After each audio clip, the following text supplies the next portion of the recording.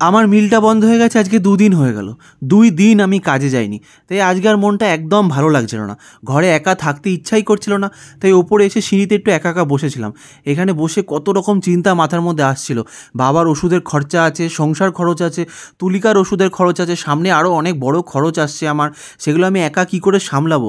এত খরচ আমি কী করে চালাবো? এখানে বসে বসে আমি সেইগুলোই ভাবছিলাম। বাইরে বৃষ্টি পড়ছে, আবার দিকে দেখছো আমার বাড়ির কাজ চলছিল। এই মধ্যে কিন্তু আমার ছাদ ঢালাই হওয়ার কথা ছিল, তার জন্য কন্ট্রাক্টরকে 50,000 টাকা দেওয়ার কথা ছিল। টাকাটা দিতে পারিনি, তাই সব মালপত্র চলে আসলো, কিন্তু আমার ছাদ ঢালাইটা আটকে গেছে। আবার কবে টাকা জোগাড় করব, কন্ট্রাক্টরকে টাকা দেবো, তারপর আমার ঘরের ছাদ ঢালাই হবে। এত রকম চিন্তা নিয়ে আর ভালো লাগছিল না।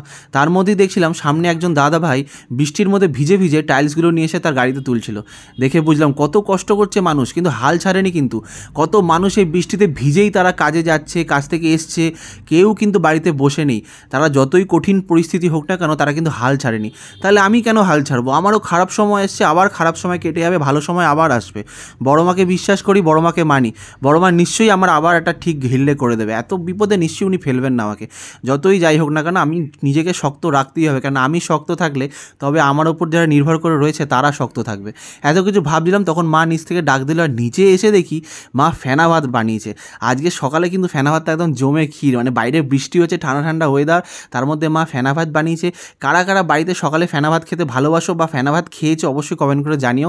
দেখছো গরম গরম ফেনা ভাত ছিল, তার সাথে ঘি ছিল, আর মা ওদিকে আলু সেদ্ধ মাখছে, একদম জমে ক্ষীর। এত সুন্দর টিফিন, আমি তো খুব খুশি হয়েছি। বাড়িতে নর্মালি রুটি তরকারি হয়, কিন্তু ফেনা ভাতটা দারুণ লাগে আমার। ওদিকে বাবাও বসে আছে খাবে বলে, 3 জনে মিলে একসাথে খাবো। তুলিকা তো এখন এখানে নেই, তুলিকা এখন ওর মায়ের কাছে আছে, তাই আমরা বসে খাচ্ছিলাম একা। আর দেখো আগের দিন ভিডিও করার পর থেকে অনেকে অনেক ভালো ভালো কমেন্ট করেছো, কিন্তু তার মধ্যে কিছু খারাপ কমেন্ট ছিল যেগুলো আমার খুবই খারাপ লাগে। যেমন সায়ন্তী পাল, এই ভদ্রমহিলা আমাকে কমেন্ট করেছিলেন, চাকরি চলে যাক কিন্তু ভ্লগ বানানো বন্ধ করা যাবে না, বলার পর হাহা রিয়াক্ট দিয়েছিলেন। ওনার আইডিতে ঢুকে দেখি, দেখো উনি কিন্তু হোমমেড জুয়েলারি ব্যবসা করেন, ইছাপুরে বাড়ি দিদিভাইয়ের। আমি ওনার স্টোরি থেকে ঢুকলাম, উনি নিজে কিন্তু একটা ব্যবসার সাথে যুক্ত, নিজেও নিজের পায়ে দাঁড়ানোর চেষ্টা করছে। আমি কিন্তু ওনাকে দেখে কী বলবো আমি বুঝতে পারছিলাম না, যে নিজে স্ট্রাগল করছে সে অন্যকে কী করে খারাপ কমেন্ট করতে পারে। আমি ওনাকে কমেন্টে রিপ্লাই দিয়েছিলাম, আপনি নিজেও তো একটা কাজ বা ব্যবসার সাথে যুক্ত মনে হচ্ছে, জীবনে খারাপ সময় আসলে কি সব কাজ বন্ধ করে দেন? ব্লগ বানানোটাও আমাদের এক প্রকার কাজ বা পেশা। কাজ চলে যাওয়ার সাথে খাওয়া দাওয়া স্নান এগুলো তো বন্ধ করিনি, তাহলে কাজটা কী করে বন্ধ করব? তারপরে উনি কমেন্ট করেছেন, দেখুন ব্লগটা কাজ, অ্যাটলিস্ট আপনারা যেসব ব্লগ বানান সেগুলো পাতে দেওয়ার মতো নয়। আর একটা কথা, আমার ব্যবসার সাথে নিজের এই ছাপড়ি ব্লগের তুলনা টানবেন না।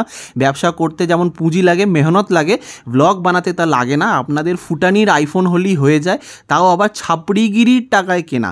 মাঠে ঘাটে হাল চালিয়ে আয়টা করেন না। একটা ভিখারির সম্মান আপনাদের মুজরাওয়ালার চেয়ে অনেক বেশি।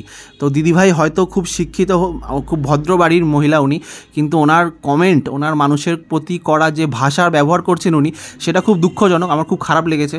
তো উনি মানে কি করে একজনের দুঃখে যে কৌতুক করতে পারে আমার জানা নেই। যাই হোক, প্রচুর মানুষ ভালো ভালো কমেন্ট করেছিল, তাদের প্রত্যেককে